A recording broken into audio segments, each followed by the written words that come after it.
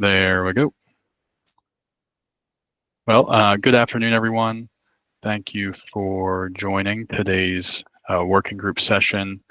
My name is Sam Furio. I'm the outreach coordinator for MDE's Building Decarbonization team. I will be moderating this afternoon session. Thank you for joining the second session of the MD BEPS Historic Property Working Group. Today, we're going to do a review of the historic property exemption process for Maryland's Building Energy Performance Standards and its key components. We're going to pitch an opportunity for feedback from you all, and also work to answer any lingering questions that you may have about the historic property exemption or BEPS in general.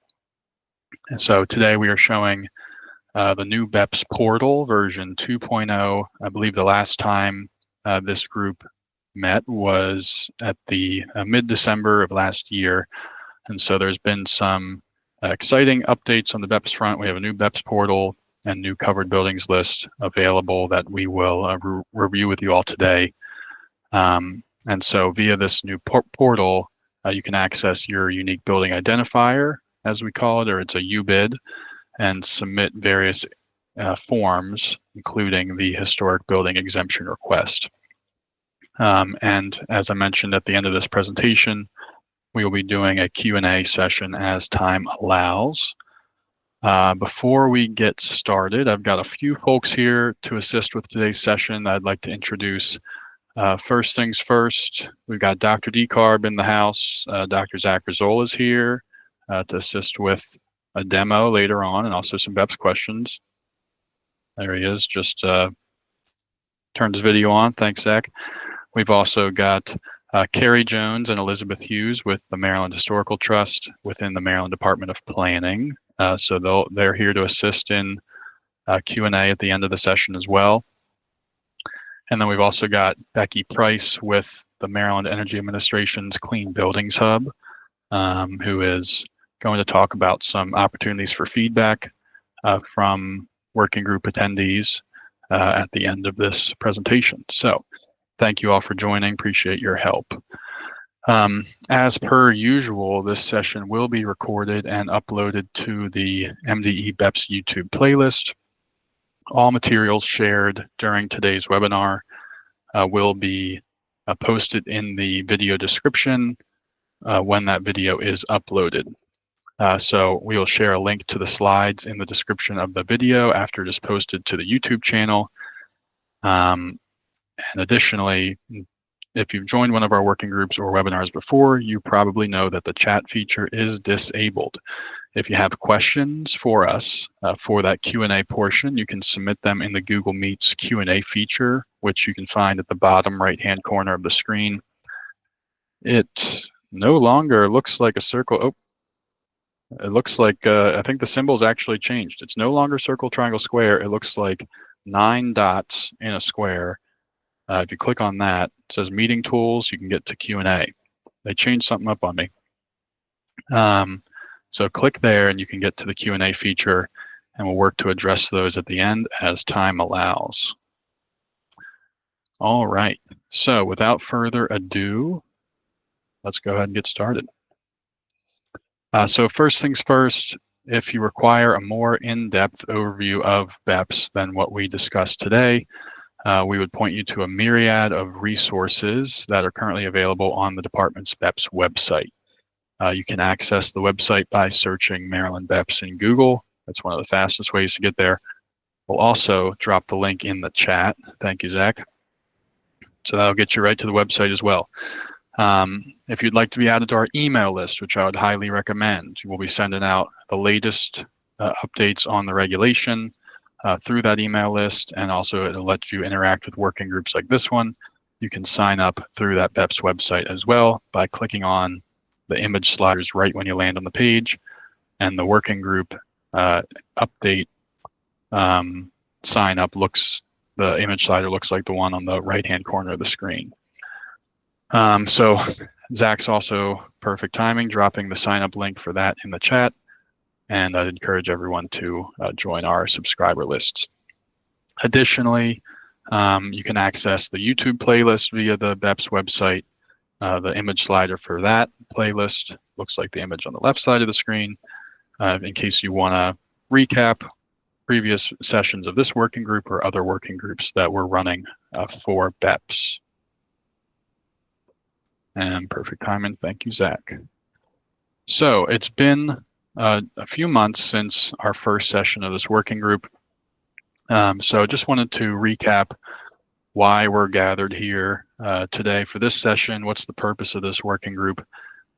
So this working group serves to discuss the historic property exemption process, what's needed to apply for an eligible historic property exemption for Maryland's building energy performance standards. And then additionally, the second goal of this working group is to discuss energy performance improvement guidance for all historic properties. So that's historic properties, whether they're covered by building energy performance standards. And so we've made good progress on that first bullet, and today we're going to recap that process and also start that second bullet of the working group. So today's agenda for session 2, we're going to go over some BEPS updates. Like I said, it's been a few months since we've met. Recap that historic exemption. Dr. Decarb is going to walk us through a live demo. And then Becky's going to talk about the Clean Buildings Hub and that historic building guidance that I just mentioned. And then we're going to move into Q&A as per usual. And just a reminder, I know some people are funneling in the last minute or so. Q&A, you want to submit a question to us, bottom right-hand corner of the screen. Now looks like 9 dots in a square. It's called Meeting Tools. Click there and click Q&A and you can submit your questions. So that's the run of show for today. First things first, let's just give a one slider on BEPS, a quick overview and where we're at. As required by the Climate Solutions Now Act, MDE is required to implement building energy performance standards to assist in meeting the state's greenhouse gas reduction goals. So BEPS aims to reduce emissions from Maryland's large buildings, reduce energy costs for Marylanders, and improve indoor and outdoor air quality for Marylanders. The regulation is now in effect for the state. It went into effect after the first session of this working group. So December 23rd of 2024, the regulation went into effect. I said large buildings are required to comply with the regulation. Those are buildings generally 35,000 square feet or larger. And we just deem those buildings covered. That's what we call them. And these covered buildings must annually submit a benchmarking report starting this year. These first reports are due September 1st, 2025. The benchmarking deadline for each year is June 1st, actually, but this year, since everyone's getting used to the new requirements, we issued a compliance advisory, and reports submitted by September 1st to MDE will be considered timely.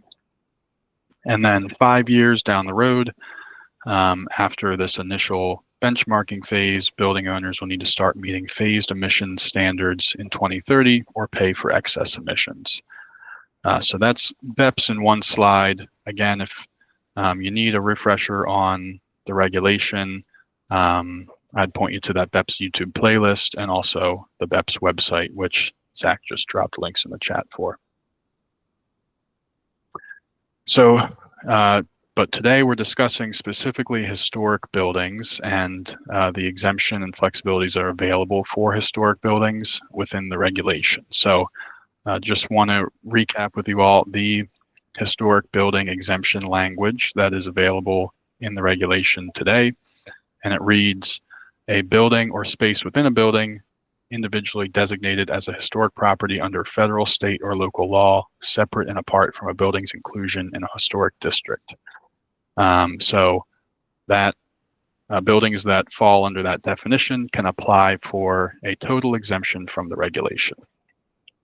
So today we're going to recap bits of that definition, what certain parts mean, and how to access these exemption forms and supporting documentation.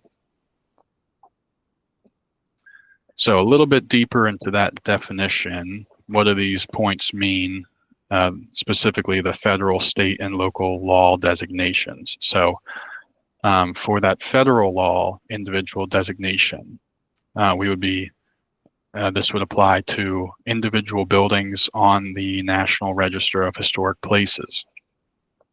For the state law designation, it would be this would apply to an individual building determined eligible by the Maryland Historical Trust for listing on the National Register.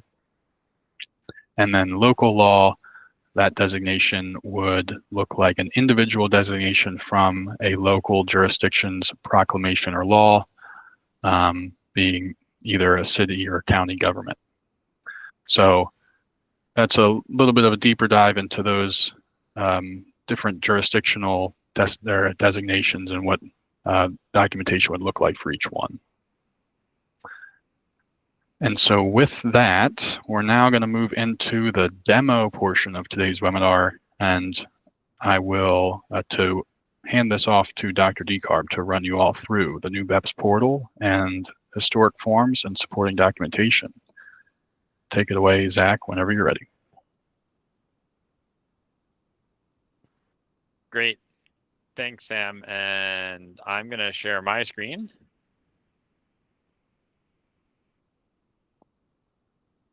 So you should now be able to see the BEPS portal. And I guess we could even start before that. If we start on the main BEPS website, if we go to the main BEPS website, you'll see this big yellow banner. And this BEPS website is the link I dropped in the chat. If you go here, you click on the big yellow banner, BEPS portal and next steps. It walks you through what you have to do.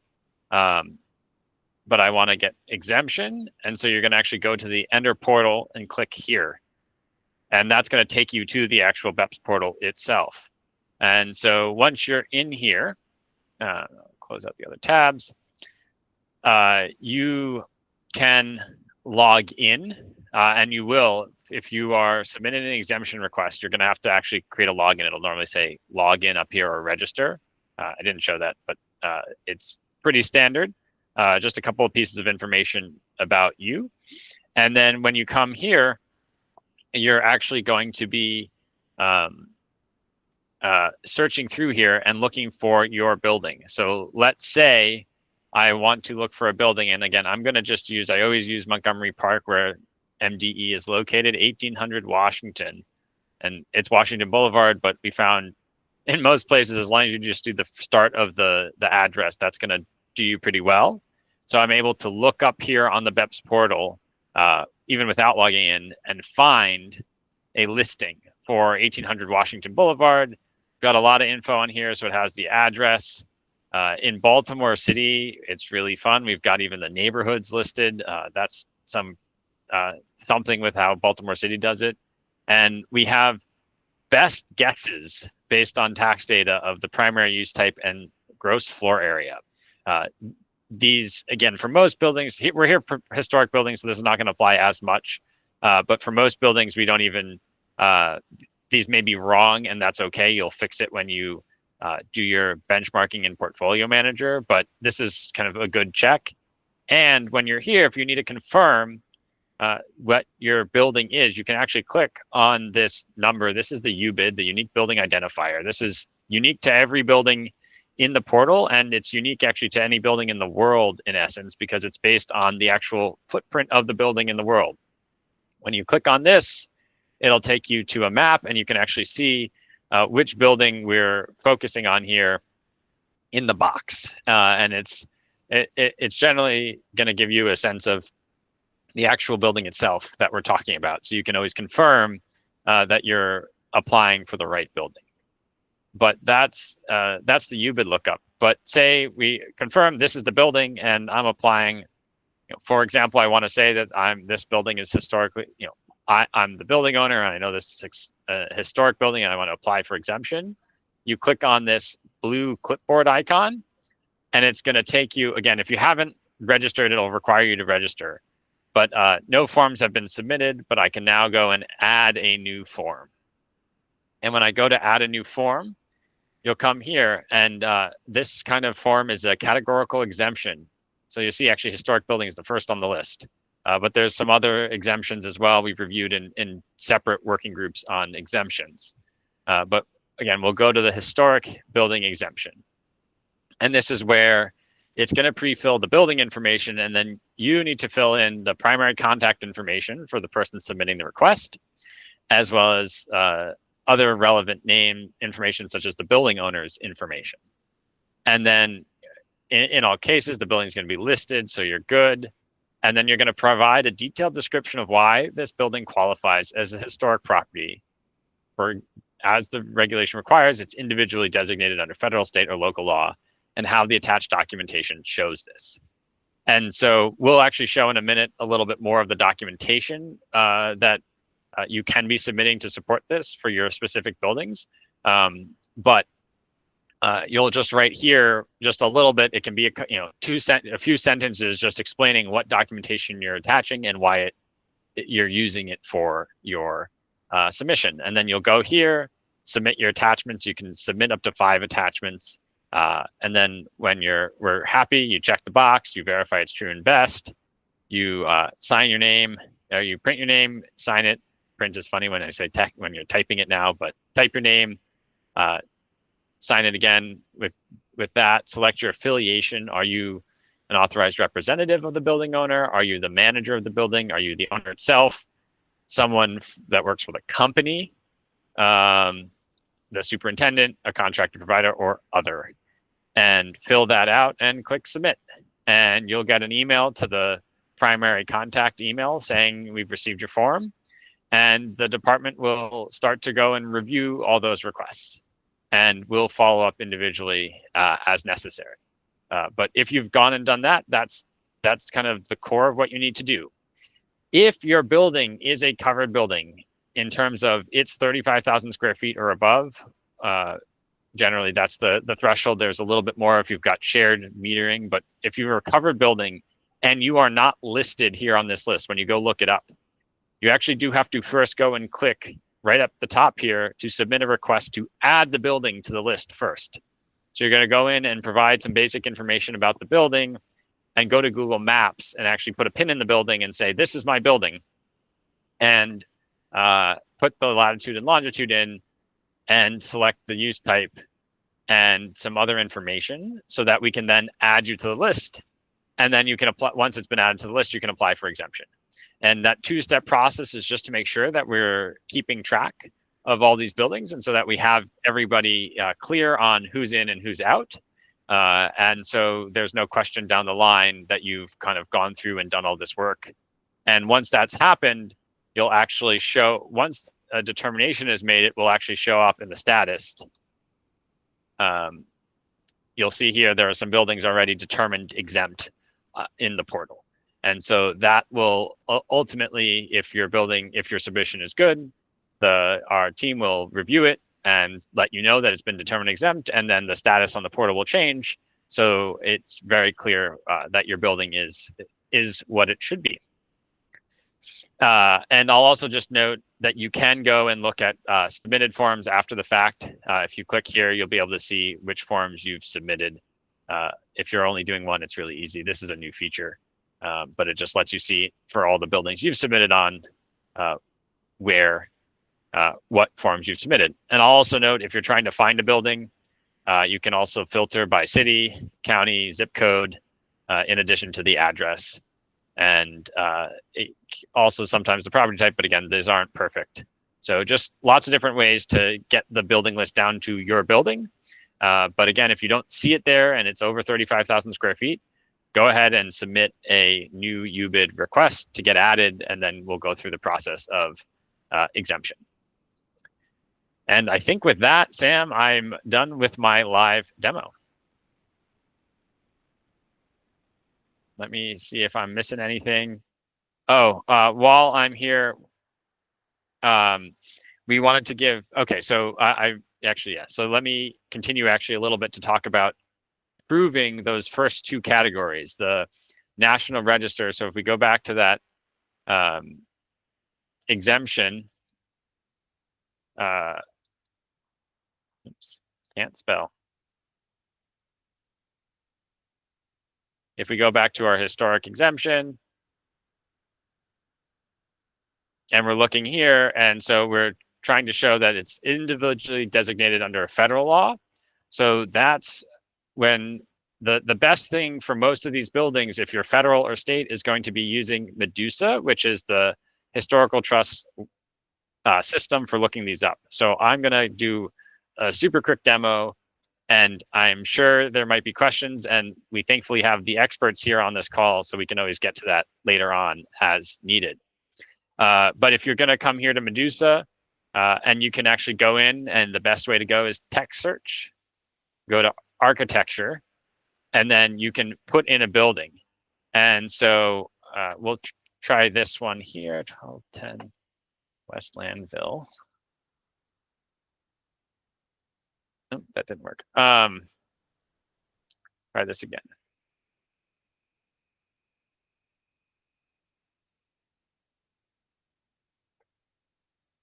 So I'm going to go here. Yeah, this is the one I want. And you can actually go in.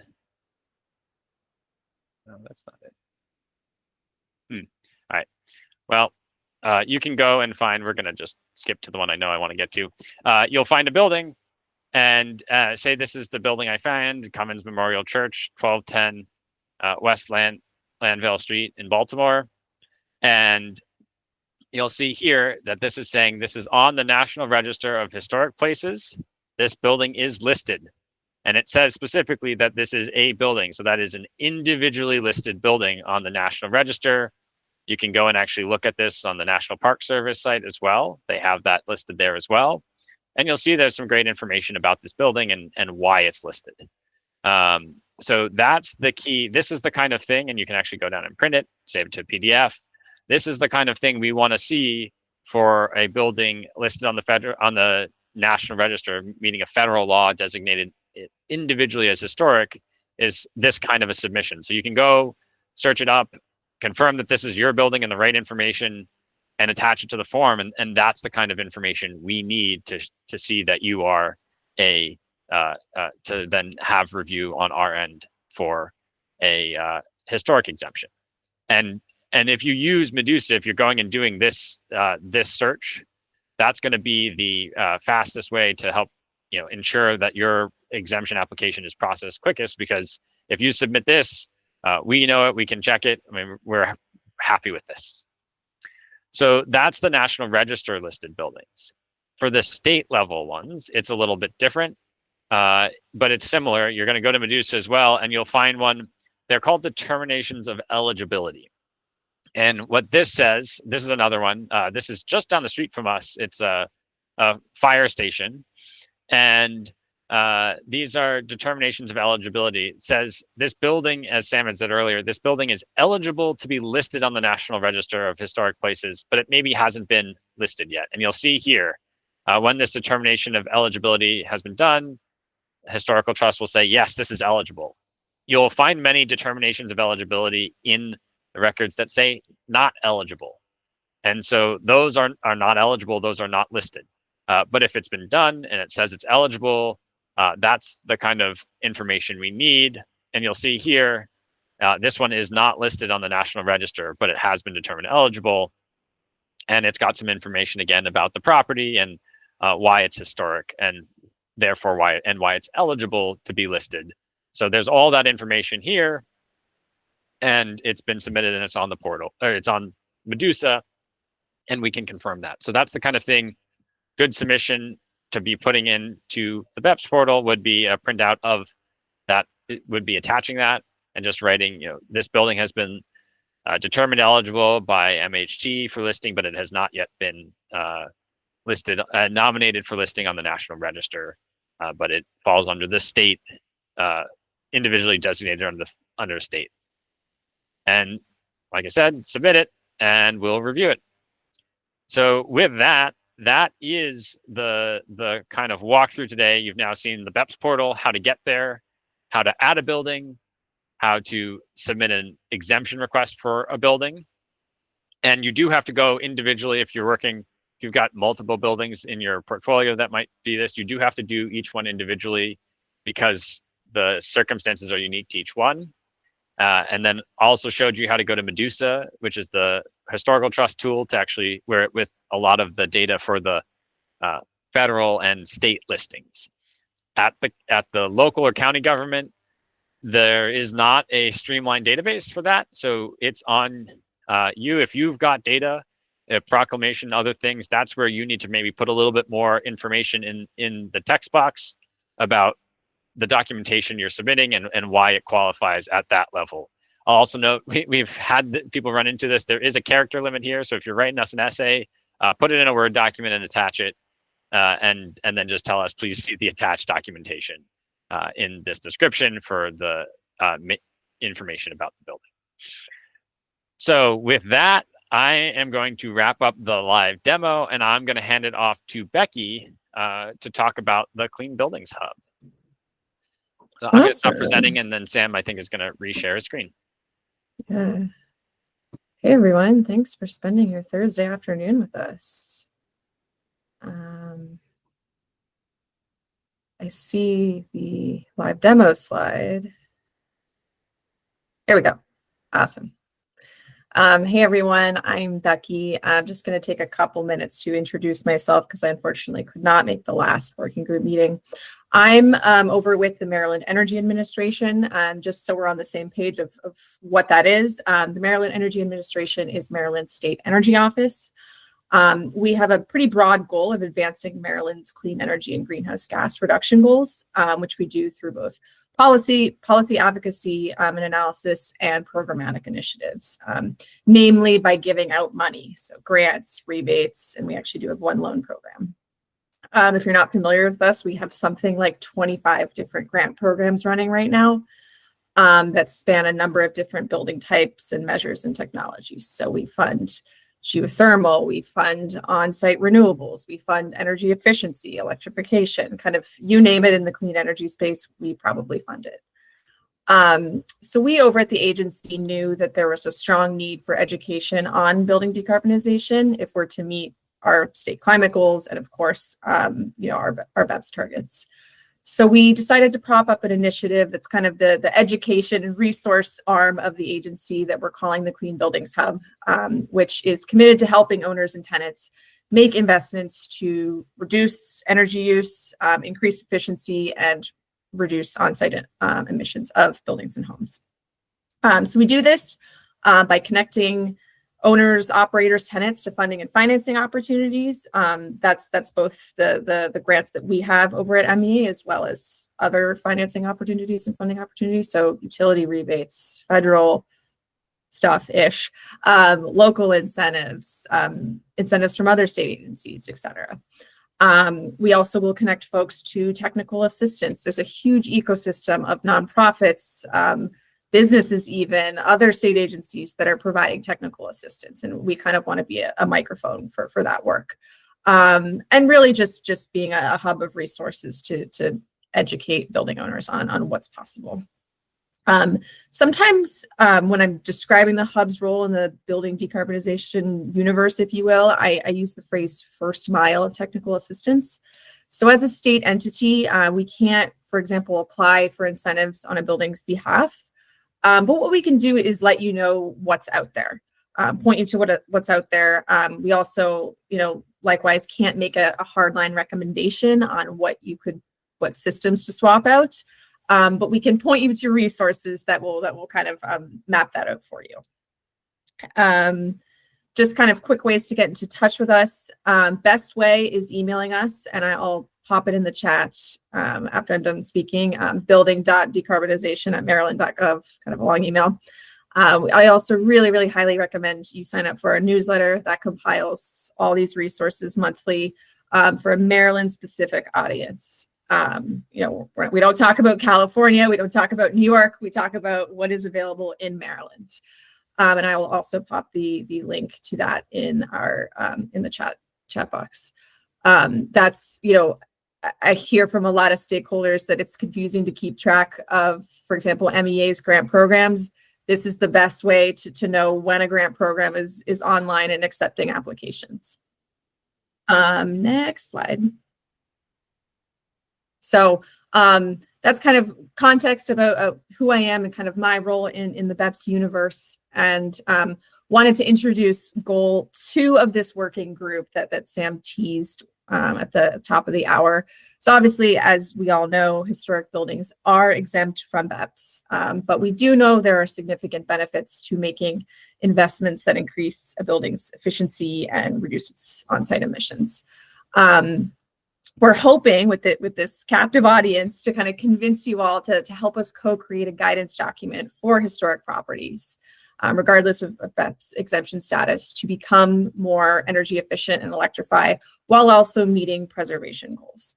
So we do know that you are experts in the space. You live and breathe this stuff, and we don't want to reinvent the wheel.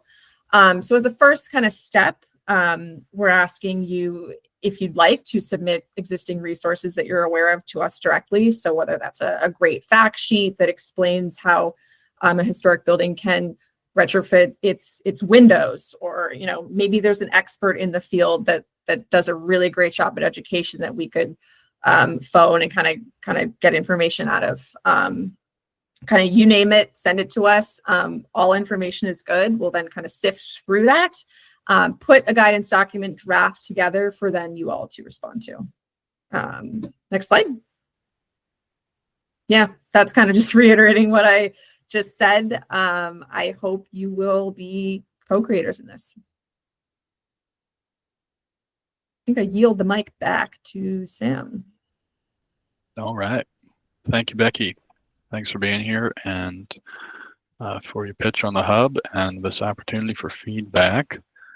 So the hub's email's on the screen to submit that feedback, building.decarbonization@maryland.gov, and Zach also just dropped it in the chat along with the sign up for the hub newsletter, which has all the latest and greatest. So would recommend signing up for that. Okay. Well, with that, let me get my bearings here. We're gonna keep moving right along. That's the content portion for today's webinar. We're now going to move into the Q&A portion. So if you joined late or need a refresher to submit a question for this Q&A portion, there is a Q&A feature in Google Meet. You go to the bottom right-hand corner of the screen. It looks like 9 dots in a square called Meeting Tools. You click on that, select Q&A, and you can submit us any lingering questions you have about BEPS, Clean Buildings Hub, Maryland Historical Trust Medusa tool, BEPS portal, anything that's lingering for you. We'd be happy to work through during this portion of the call. So we have had a question submitted, so let's go into the Q&A and see what's happening. All right, so Dr. Decarb, I think this question's a good one for you. This attendee asked, the specifics of an individually listed building seem clear. Are contributing buildings in a historic district not eligible for an exemption? Would you mind taking a stab at that one?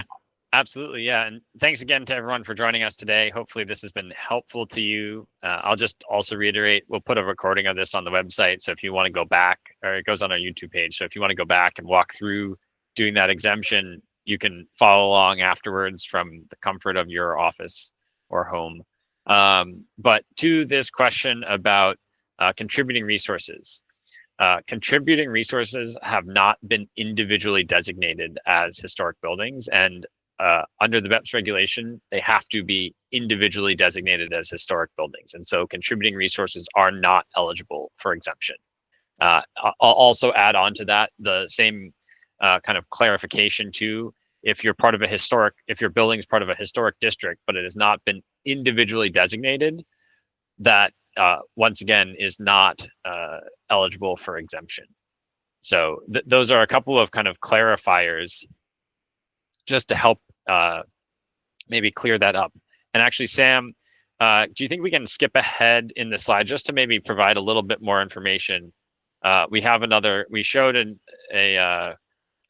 we showed something at the last webinar about this, last historic group, about the inclusion of this kind of overlap of historic versus individual.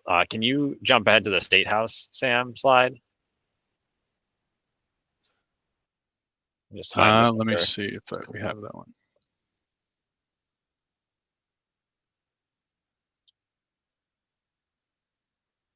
I can find it, the number, in a minute. I don't believe we have that one in this. We don't have it. Okay.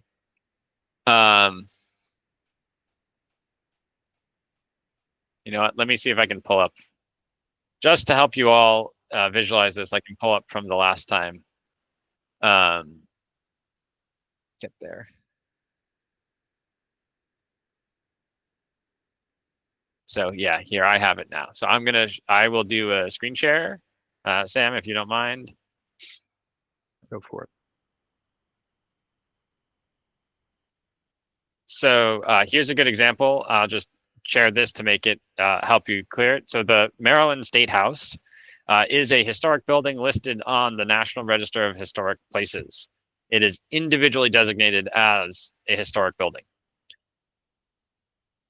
So that's, and you can find this. This is the graphical image of coming out of Medusa. But if you look at downtown Annapolis, it is in this big purple outline here on that map. It is a historic district. The historic district is not enough to say that the State House should be exempt. You have to actually go in and see that the State House is individually listed itself as a historic building. So that hopefully helps clarify this a little bit.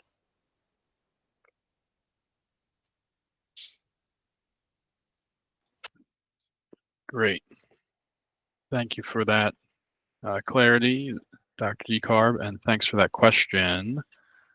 That is the only question we've received so far. So I'm going to do another last call for questions. Q&A feature, bottom right-hand corner of the screen. There's a button called Meeting Tools. It looks like 9 dots in a square. Click there and select Q&A, and let us know what you're thinking. You've got a great panel of experts here. So feel free to submit. If not, you can email us afterwards. We'll give it another minute, and if no other questions come in, we can end early.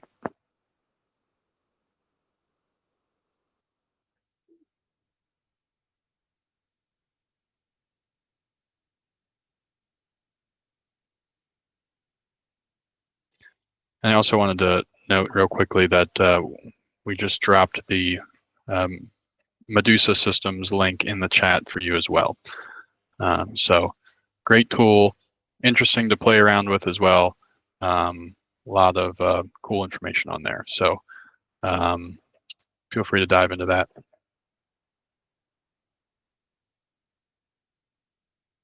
But all right, it looks like that was our only question submission for today. So we will go ahead and wrap this working group session. Really appreciate everyone attending and tuning in. And thank you to Carrie and Elizabeth with the Department of Planning, Maryland Historical Trust, and Becky with Maryland Energy Administration. Thanks for sitting on this panel with us today. And if you have any questions, feel free to reach out to us at beps.mde@maryland.gov. And thanks for tuning in. We hope you have a great rest of your day. Appreciate it.